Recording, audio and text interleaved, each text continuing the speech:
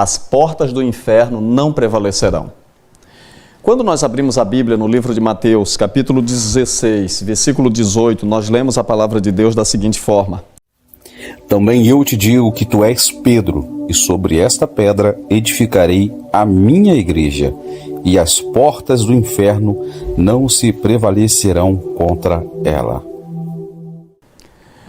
Um homem chamado Dudley Marvin Cartwright foi um famoso pastor adventista, um grande pregador e profundo conhecedor da doutrina.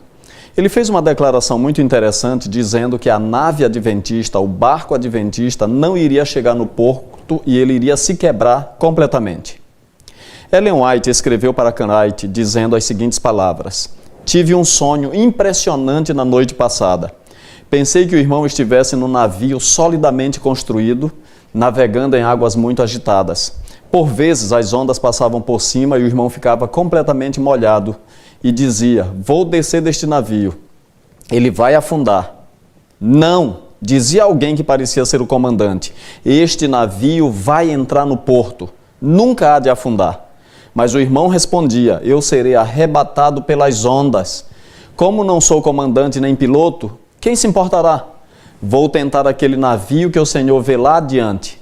Vou ver o comandante. Não o deixarei ir para lá, pois sei que aquele navio vai dar contra os rochedos antes de chegar ao porto. O irmão se ergueu, ereto, e disse com toda positividade: este navio vai tornar-se um destroço. Veja isso com toda clareza, ou melhor, vejo isso com toda clareza. O comandante fitou com o olhar penetrante e disse firmemente: não permitirei que o Senhor perca a vida tomando aquele navio. O madeiramento de sua estrutura está ruído de bichos e é um navio enganoso. Se o Senhor tivesse mais conhecimento, discerniria entre o espúrio e o genuíno, o santo e aquilo que se destina à ruína completa. Testemunhos Seletos, volume 2, página 216. Quando Ellen White escreveu essas palavras para Cartwright, ele estava prestes a apostatar, o que ele fez posteriormente, e saiu da igreja para nunca mais voltar e se tornou um dos piores críticos de Ellen White e um dos piores acusadores dessa igreja. O que eu quero dizer através dessas primeiras palavras é que a igreja de Deus aqui na terra, ela está firmada sobre a rocha. Mas o fato de estar firmada sobre a rocha não impede que vários vendavais venham contra ela, como tem acontecido ao longo da história, e eu quero mostrar para vocês alguns pontos, algumas dissidências, alguns vendavais que essa embarcação chamada Igreja Adventista do Sétimo Dia tem enfrentado ao longo da história. Antes, porém, deixa-me dizer uma coisa para vocês. Deus tem uma igreja na terra, como eu já falei em mensagens anteriores. E por ser a igreja de Deus, não é estranho para nós que essa igreja seja costumeiramente ou continuamente atacada pelas ondas procelosas do satanismo. A primeira dissidência que aconteceu na história da nossa igreja foi em 1853. A igreja nem estava organizada direito quando H.S. Case e C.P. Russell começaram a criticar o casal White. Começaram a acusá-los de se apropriar indevidamente de bíblias, de lucros e de outras coisas. As colocações deles acabaram dando em nada, porque o dom de profecia por si mesmo se defende, se autodefende, e a história está aí para comprovar a veracidade do dom de profecia. Acabou que um dos dirigentes desse grupo virou espírita e o outro virou mórmon, e essa acusação não foi para lugar nenhum, porque as portas do inferno não prevalecerão contra a igreja de Deus. O segundo vendaval vem de um grupo chamado Grupo Marion. Os idealizadores desse grupo foram B.F. Snook e W.H. Brinkerhoff. O nome é meio complicado porque é um nome meio alemão. Eles eram presidente e secretário da Associação de Iowa. O que eles fizeram? Esses homens começaram a questionar a organização da igreja, como muitos questionam até hoje. E eles começaram também a questionar a pregação de Apocalipse 14, de 6 e 7, quanto à pregação do Evangelho, as 3 mensagens angélicas como missão da Igreja Adventista. E eles começaram então a pregar o universalismo. O que é o universalismo? É uma tendência teológica que diz que todas as pessoas serão salvas, independentemente da sua situação. Eles chamaram o movimento de Marion e defenderam um sistema congregacionalista. O que aconteceu é que acabou havendo uma dissidência tão forte que rachou de certa forma a igreja e muitas pessoas saíram com eles e eles fundaram um novo adventismo, uma nova igreja. Acontece que não faz muito tempo que um dos nossos líderes, chamado Francis Nichols, teve um encontro muito amistoso com um dos dirigentes desse movimento que acabou ganhando o nome de Igreja Adventista de Deus aqui na Terra. Se eu não estou enganado, é esse o nome. Movimento Adventista, mas com um nome um pouquinho diferente. E ele começou a dizer para Francis Nichols o seguinte: os vossos homens, os vossos líderes tiveram mais visão. Os vossos líderes olharam mais adiante. E ele falava isso se referindo às casas publicadoras, aos internatos, ao sistema de educação, aos hospitais. E ele disse isso consciente de que o movimento deles era completamente acanhado e não teve desenvolvimento nenhum. Mas a grande questão é, por que a Igreja Adventista tem toda essa estrutura? Porque ela é a Igreja de Deus e as portas do inferno não prevalecerão contra ela. O terceiro vendaval que a igreja enfrentou foi um vendaval onde alguns líderes começaram a dizer que a Igreja Adventista era Babilônia. Isso começou com um homem chamado A.W. Stanton. Ele era membro leigo da igreja no estado de Montana. E ele publicou um folheto intitulado The Loud Cry, ou Alto Clamor, e ele estava desiludido com a liderança da igreja. E ele disse que a igreja se afastou tanto da verdade que virou Babilônia. E ele dogmatizou fortemente dizendo o seguinte: chegou o tempo para os fiéis e sinceros adventistas descontinuarem seu apoio financeiro à igreja e aceitarem o solene convite apocalíptico: sai dela, povo meu. E ele enviou pessoas para a Austrália para obter apoio de Ellen White em relação às suas colocações. E a resposta de Ellen White foi muito séria e é uma resposta que serve ainda hoje para todos aqueles que continuam criticando a igreja, dizendo que a igreja está em apostasia e alguns que se arriscam chamando-a de Babilônia. Ouçam as palavras de Ellen White: meu irmão, soube que estás assumindo a posição de que a Igreja Adventista do Sétimo Dia é Babilônia e de que todos os que se querem salvar devem sair dela. Não sois o único homem que o diabo tem enganado nessa questão. Durante os últimos 40 anos, um homem após outro tem se levantado, alegando que o Senhor o enviou com a mesma mensagem. Mas permiti-me dizer-vos, como a eles tenho dito, que essa mensagem que proclamais é um dos enganos satânicos destinados a criar confusão entre as igrejas. Isso está citado no livro Igreja Remanescente, na página 54. Qual foi o fim desse movimento? A publicação de 4 artigos de Ellen White com esse tema, e que a igreja não é Babilônia, debelaram esse movimento. E a igreja continua avançando, e esse vendaval passou, porque as portas do inferno não prevalecerão contra a igreja de Deus. O quarto vendaval é um movimento chamado de Movimento da Carne Santa. Em 1899, no estado de Indiana, bem pertinho da sede da Conferência Geral, onde a população adventista era maior, se levantou um indivíduo chamado Albion F. Belanger e o outro era S.S. Davis. Eles eram conhecidos. E o que aconteceu? Começaram a ter contatos com os pentecostais. E S.S. Davis começou a admirar os pentecostais a ponto de dizer o seguinte: nós temos a verdade, eles têm o Espírito. Por conta disso, ele começou a fazer reuniões evangelísticas com o apoio da associação, só que essas reuniões começaram a ser diferentes da nossa liturgia normal. Essas reuniões eram histéricas. E ele começou a propagar e falar sobre o que ele chamava de a experiência do Getsemane, onde os irmãos entravam no êxtase e depois disso eles diziam o seguinte, que após ter passado por essa experiência do Getsemane, semelhante à experiência que Jesus passou, então ele começou a dizer assim: agora vocês não poderão mais pecar, pois não possuem mais inclinações carnais e etc. Esse é um tremendo engano, um tremendo erro. O fim desse movimento é que os administradores que se envolveram foram afastados das suas funções e S.S. Davis depois foi desligado da igreja, ele mudou de estado. Posteriormente, ele acabou aceitando a ordenação ao ministério na Igreja Batista, mas ele não permaneceu nas nossas fileiras e ele acabou saindo da igreja e esse movimento também não deu em nada. Por quê? Porque as portas do inferno não prevalecerão contra a igreja de Deus. O próximo vendaval aconteceu já pertinho do final do século XIX, e é a crise panteísta. John Harvey Kellogg era um famoso médico, o diretor do nosso sanatório em Battle Creek, um homem muito famoso e muito inteligente. A sua família é conhecida até hoje por conta dos alimentos, especialmente dos sucrilhos Kellogg's. Ele tinha planos faraônicos, era um homem que tinha ideias extraordinárias e, por ser muito bem articulado, às vezes ele queria manipular até as decisões da Conferência Geral. Acontece que ele então, na sua ambição de ampliar o sanatório, ele escreveu um livro intitulado The Living Temple, ou Templo Vivo. E esse livro, ele traz muitas facetas de uma heresia chamada panteísmo, que prega que Deus está em todos os lugares. Deus está nas folhas, Deus está no vento, Deus está nas pedras, Deus está nas árvores, e ele está associado às obras da criação. Em outras palavras, tudo que nós olhamos na natureza é como se fosse uma extensão de Deus. E isso não é bíblico. E isso trouxe grandes dificuldades.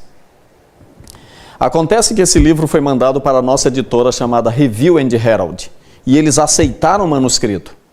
Mas isso não era plano de Deus. Acontece então que antes do livro ser editado pela Review, aconteceu um incêndio imenso, a ponto dos bombeiros dizerem que quando eles jogavam água no incêndio é como se estivessem jogando gasolina.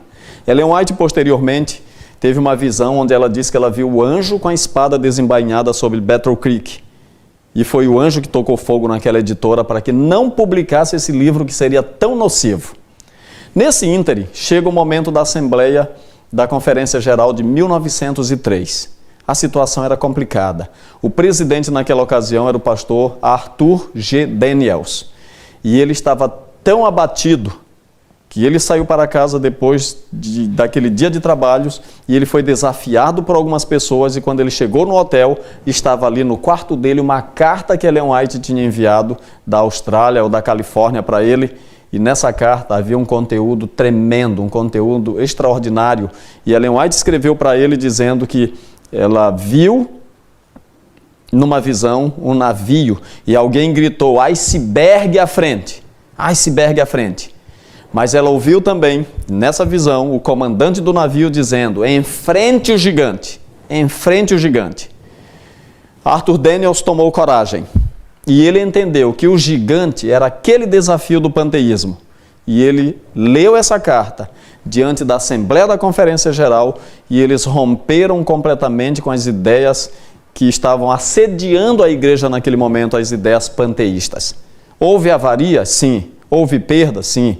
Perdemos algumas coisas nessa crise, mas a igreja continuou avançando. O que a igreja conquistou depois não se compara àquilo que perdeu. E por que a igreja continua avançando? Porque no barco que se chama Igreja Adventista, o piloto comandante é o Senhor Jesus Cristo e as portas do inferno não prevalecerão contra essa igreja. Uma outra dissidência que aconteceu é a chamada de movimento Hohenita. Em 1916, Ellen White estava morta. Ela morreu em 1915. E aí surgiu uma jovem chamada Margarita W. Hohen. E essa jovem pretendia ser a continuidade do dom profético. E ela convenceu um homem influente da igreja chamado Dr. B. E. Fulmer de que ela tinha um documento escrito por Ellen White recomendando-a como sua substituta. Mas era um documento falsificado.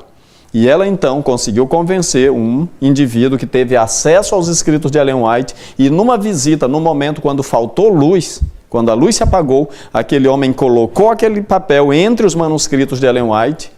E um dia, numa visita, ela falou que queria ver aqueles materiais, falando desse manuscrito. E quando William Clarence White verificou de fato ali nos materiais que datavam do ano de 1911, ele percebeu o papel e viu que não era um papel que se encaixava no padrão dos outros. A tinta da datilografia era diferente. Era uma grotesca falsificação. Uma grotesca falsificação de uma mulher querendo pretender ser a substituta de Ellen White com um dom profético. E ela acabou vaticinando que Cristo viria no ano de 1925. E Cristo não veio. Acabou, por fim, que essa mulher tentou assassinar o Dr. Fulmer. E ela foi presa por causa disso. Cumpriu pena em San Quentin. E a partir daí, nunca mais restabeleceu o seu movimento. Foi um negócio vergonhoso, e o que me preocupa é, você pode perceber como a dissidência e essas heresias levam a pessoa para extremos perigosos? Vencemos mais essa crise em 1916, porque as portas do inferno não prevalecerão contra a igreja. Mas a sétima dissidência, o sétimo vendaval, foi o movimento reformista. Em 1915, um jovem chamado Johann Wick recusou-se vacinar, era o tempo da guerra, e ele estava lá na Alemanha, e ele se recusou a se vacinar para participar do combate armado. Nesse ínterim, ele disse que teve uma visão, e que nessa visão ele disse que quando as árvores de frutos de caroço começassem a florescer, começassem a frutificar, o tempo da graça acabaria. E o que ele fez? Escreveu tudo isso no artigo e ele queria que fosse publicado, mas a nossa casa editora na Europa não aceitou e não publicou o seu material. Ele acabou conseguindo dinheiro de alguma forma e publicou por conta própria o seu material e começou a propalar. E o que aconteceu? Chegou a primavera e as pessoas ficaram ali naquele frenesi para saber o que iria acontecer. Na verdade, não aconteceu nada. Mas como esse homem estava envolvido por um certo fanatismo, ele continuou agora atacando a igreja, criticando a igreja, e ele, de certa forma, teve combustível para continuar sendo crítico através das atitudes de um homem chamado Louis Conrad, H.F. Schubert e P. Dringhans. Esses eram os líderes da igreja na Alemanha. O que esses homens fizeram? Agindo por conta própria, à revelia da administração e da liderança da igreja na América, eles enviaram para o governo um documento falando que os adventistas do sétimo dia estavam disponíveis para participar da guerra no conflito armado, portando armas na frente da batalha. Isso deu combustível suficiente para que aquele jovem que eu falei, Johann Wick, continuasse criticando a igreja, falando que a igreja apostatou, e a partir daí foi criado o que é conhecido ainda hoje como movimento de reforma. Mas amigos, olhem para o movimento de reforma e olhem para a igreja adventista do sétimo dia. A tremenda diferença que existe nas estruturas, na missão, no foco e no compromisso com a palavra de Deus. E a igreja venceu, apesar das avarias, mas a grande verdade é que as portas do inferno não prevalecerão contra a igreja. O oitavo vendaval vem de um jovem chamado Robert Brinsmead. Esse jovem provém de um lar de reformistas. E ali ele estava acostumado na sua casa a ouvir críticas contra a igreja, todo dia ouvindo críticas e mais críticas contra a igreja adventista do sétimo dia. Mas ainda assim eles vieram para a igreja adventista e ele então começou a estudar teologia na nossa escola lá em Avondale, na Austrália.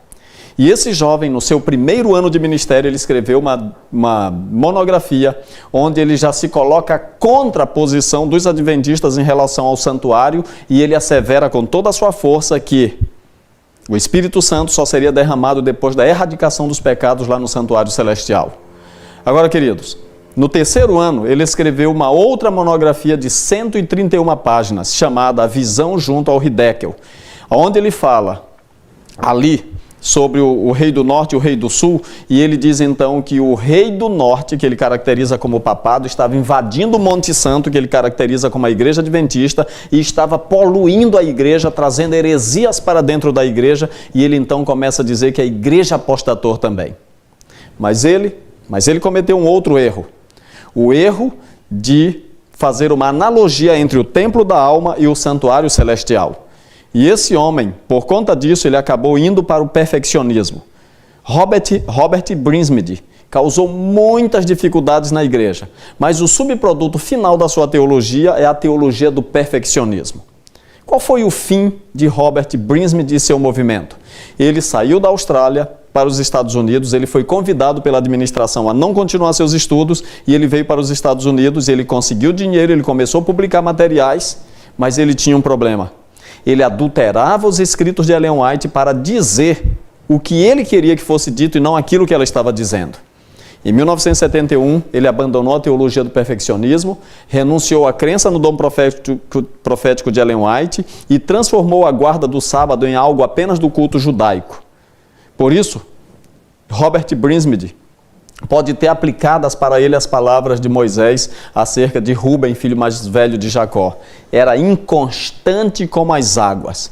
Hoje nós quase não ouvimos falar de Robert Brinsmead, mas a Igreja Adventista continua indo na direção do Porto Seguro, porque as portas do inferno não prevalecerão contra ela. O 9º vendaval, que para mim foi um dos piores, vem de um homem chamado Desmond Ford, ou Movimento de Desmond Ford. Desmond Ford era australiano, um teólogo brilhante, um homem com profundo conhecimento bíblico e que deu uma grande contribuição na formação de muitos pastores.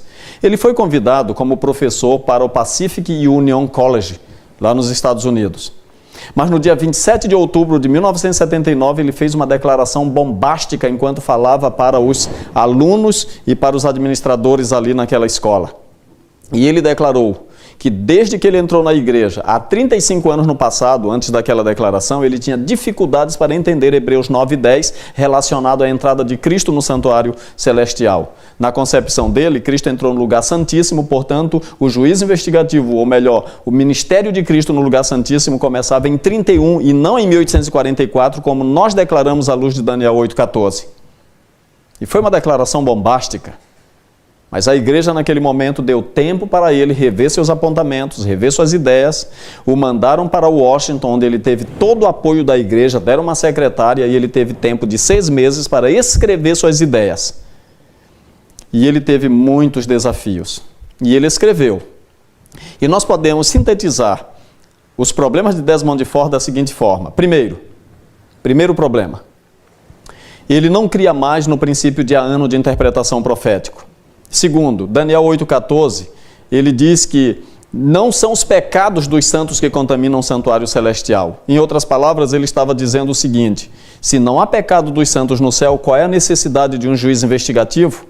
Na verdade, eu estou sintetizando uma gama de erros que vem com essa declaração, porque na concepção dele, quem está salvo não precisa passar por juízo. E ele ataca frontalmente um dos pontos que é central na nossa teologia, que é o juízo investigativo.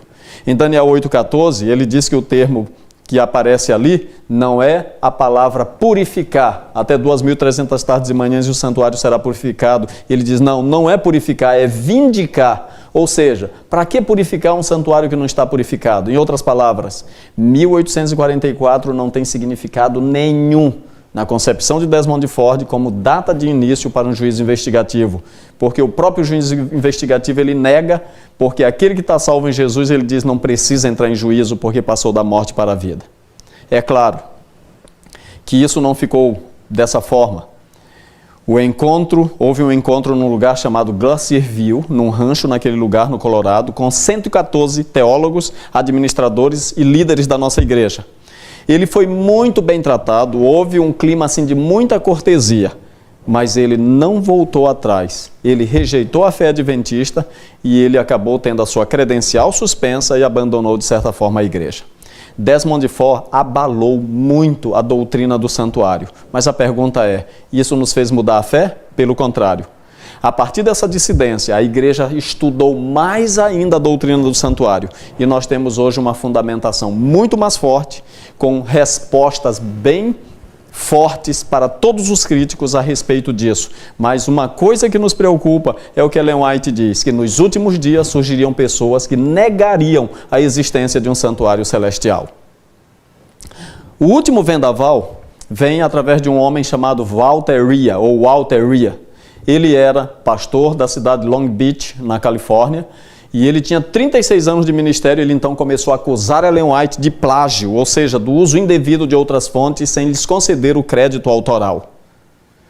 Mas esse homem não estava inventando nada novo, ele estava trilhando pelo caminho de Cartwright, que em 1887 já disse que Ellen White plagiava escritos de outros e não lhes dava o crédito.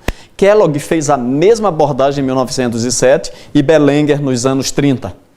E a acusação de Walter Rea provém exatamente do fato dele não ter uma compreensão correta do que é revelação e inspiração.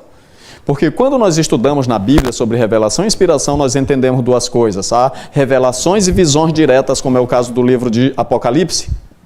Mas nós temos pesquisas e escritos tirados de outras fontes, como é o caso do livro de Lucas. E a inspiração não está no ditado verbal. Os profetas, eles não são pessoas que funcionam como se fossem taquígrafos. Deus inspira o pensamento, Deus inspira a pessoa e não as palavras. Ele escreveu um livro então intitulado The White Lie, ou A Mentira White ou A Mentira Branca. Qual foi o resultado da vida de Walter Rea? A igreja contratou um advogado para defendê-la nessas acusações. E uma coisa muito curiosa, esse advogado leu os materiais de Ellen White, acabou se tornando adventista porque ele percebeu pelos escritos que aquilo não era coisa de uma pessoa comum, só poderia ter sido dada por inspiração divina. Walter Rea ficou no esquecimento. As suas alegações não tiveram repercussões e não causaram nenhum prejuízo para a igreja, a não ser um pouco de barulho. Por quê? Porque a igreja de Deus está dirigida por Deus e as portas do inferno não prevalecerão contra ela. Amigos, as crises hoje são simultâneas em função da internet. Então as crises acontecem ao mesmo tempo em todos os lugares do mundo e elas chegam rápido até nós. E a onda do momento aqui no nosso território, em outros lugares do mundo, são as pessoas estarem frenéticas pelo sensacionalismo escatológico. Heresia em torno da teoria dos 7 reis. Há muitas pessoas que se levantam dizendo assim, o Espírito Santo não existe. Há outros que se levantam e dizem assim, não devemos mais devolver dízimos, não confiamos na igreja, nem na administração, a igreja apostatou. Deixa eu dizer uma coisa para vocês. Existe apostasia na igreja? Sim, existe. Então eu quero que vocês memorizem uma coisa importante. A igreja tem apostasia. A igreja não está em apostasia. Você não pode impedir que eu apostate, eu não posso impedir que você apostate. Mas o fato de eu apostatar, de você apostatar, não significa que a igreja está em apostasia. Queridos, eu quero concluir relembrando as sábias palavras de Salomão. E essas palavras devem ser levadas em conta. E elas dizem o seguinte, o que foi é o que há de ser. E o que se fez, isso se tornará a fazer. Nada há pois novo debaixo do sol. Eclesiastes 1:9. Você percebe? Tem muita gente que se levanta hoje falando absurdos contra a igreja e trazendo assuntos como se ele tivesse recebido uma luz especial. Não. A igreja tem singrado por águas turbulentas desde o seu início. E eu tenho certeza que vai ser assim até o final. Mas nós precisamos ter convicção de uma coisa. E essa coisa está em Mateus 7, 24 e 25. Todo aquele, pois, que ouve estas minhas palavras e as pratica, será comparado a um homem prudente, que edificou a sua casa sobre a rocha, e caiu a chuva, transbordaram os rios, sopraram os ventos e deram com ímpeto contra aquela casa, que não caiu, porque fora edificada sobre a rocha. Queridos, essa é a igreja de Deus. E permitam-me contar uma experiência para concluir. Uma criança estava no navio brincando. O vendaval lá fora era enorme, muitas ondas procelosas, muito barulho. A chuva, de certa forma, caiu, os ventos eram fortes. E os passageiros então olhavam que uma criança brincava tranquila, como se nada estivesse acontecendo lá fora. E alguém chegou e perguntou para ela, você não tem medo do que está acontecendo? Você não tem medo do navio afundar? E ela disse, não. Meu pai está ao leme.